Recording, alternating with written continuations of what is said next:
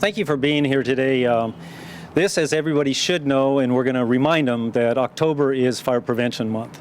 It's an important month for us. It's when we try to get out and do our best public service and make sure that people are safe and that they're going to do what they can to prevent any kind of emergency. Part of this year's Fire Prevention Week is smoke alarms save lives. And that's why we're here today. First Alert has brought some of their products with them, and there's a new state law, Senate Bill 745, that requires all new smoke detectors to have a 10-year battery that is actually built into the smoke alarm so that you can't remove them. And they've done some really good things, and the law really looked at all avenues. So the way that the smoke alarm works is it's the standard smoke alarm that will activate when smoke is present. But what they did is, we have found out in the fire service, one of the tough things on the smoke alarms is when people disarm them. And most of the time they disarm them because the battery wears out, because most batteries are a year long, and the smoke detector starts to chirp, and instead of going and getting a new battery and replacing it, they remove the battery, and now we have a smoke alarm that has no power, will not activate.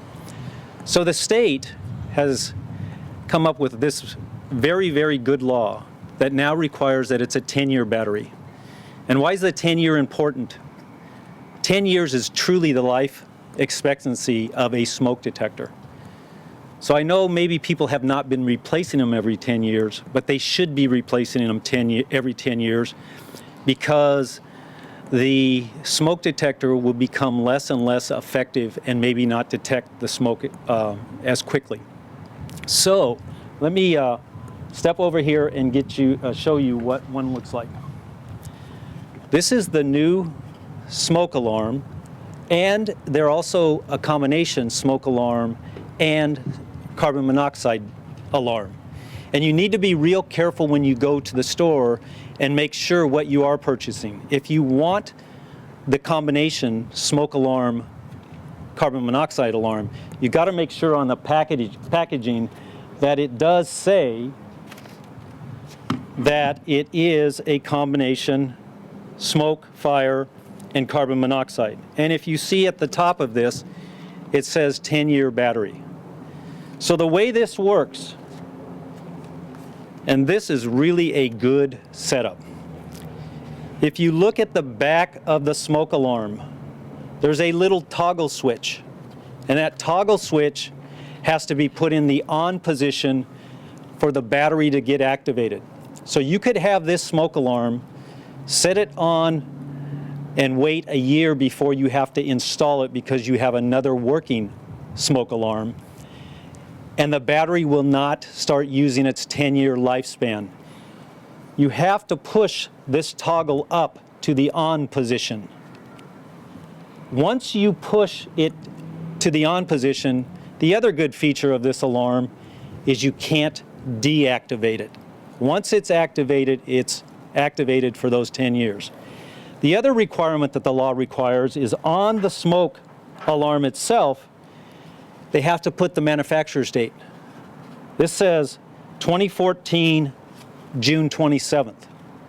The other aspect of the new law is the homeowner should actually, underneath where there is a place for them to write with pen or a Sharpie, and actually write down the date that they activated the battery so that they know 10 years from that date they should replace it. Doesn't mean that you have to replace it. If the battery is still operating, you don't have to replace it. How do you know if the battery is still operating? The nice thing is we are all used to the chirp every 30 seconds when, in the old style smoke alarms, it tells you the battery is getting weak. This does the same exact thing. So with the state law, with the manufacturers looking out and doing what was right for the community, because we know in the fire service, it's human nature that stops these things from working, not technology. And the weak link was the battery. The law has fixed this, the manufacturers have fixed this, the community should be safer. There's no reason at all to ever take one of these down unless you need to replace it. And I think the community will be much safer because of the law and because of the technology that not only First Alert, but all the manufacturers of smoke alarms are required to do. And to be honest with you, that's why this becoming a law was the best thing that could happen, because now it forces all manufacturers to go and make sure that they meet that requirement. And the other thing that I have to point out is, in the past, people said smoke detectors were too big and too ugly. It did not look good in my house. This is a very sleek, very good-looking smoke alarm. And the other nice thing about this alarm and this technology is, if this alarm goes off,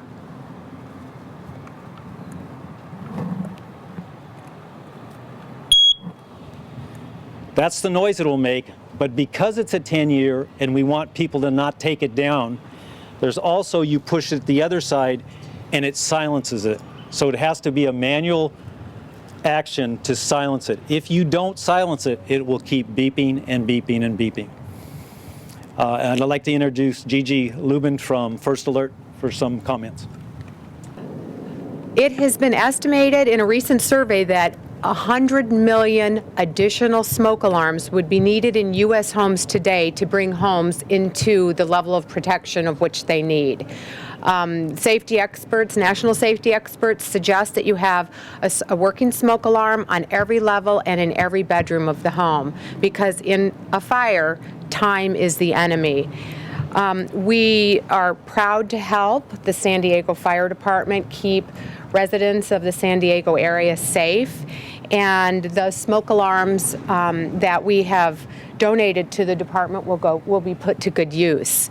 In addition to what Fire Marshal Perry said, there is this combination smoke and CO alarm in the new line of 10-year alarms. There is also a 10-year carbon monoxide alarm, and then the 10-year smoke alarms. So if you have any additional questions of us, we can do one-on-ones or... If you have an existing smoke alarm and it's functioning, this law does not require that you replace it. What this law does is, if you go and you have to purchase any smoke detector after July of 2014, the only one you'll be able to purchase has the 10-year battery and the fixed. If you have a working smoke detector in your house now, the only thing we ask is make sure the battery is good. And if it's chirping, we would suggest that you go and buy a new one. If you can't afford that, buy the 10-year battery.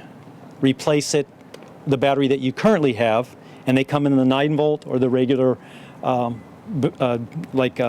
double A's. Replace that. But this law does not require that anybody change anything in their houses now. It's just, this is new technology, this is where it's going, and if you had to replace it, you can't replace it with the old, you have to replace it with the new. So right now, if you had a working one, you could just replace it with a 10-year battery? That's correct. You can even choose that if you don't want to replace it with a 10-year battery, you can do like we've done in the fire service for a very, very long time, and NFPA has done for a very, very long time. The spring forward, fall back, change the battery every 6 months, and use the 1-year battery. And the key to the battery and the knowledge of knowing that it's not at full capacity is, it doesn't matter if it's new technology or old technology. When that smoke alarm chirps every 30 seconds, it's telling you you need to replace the battery. So you have the options. Existing systems, you can use a 1-year battery or you can purchase the 10-year battery. If you choose to buy new technology, you can only get the fixed built-in battery. It's a 10-year battery, and you only have to push the button once a month to check to make sure that the battery's operating.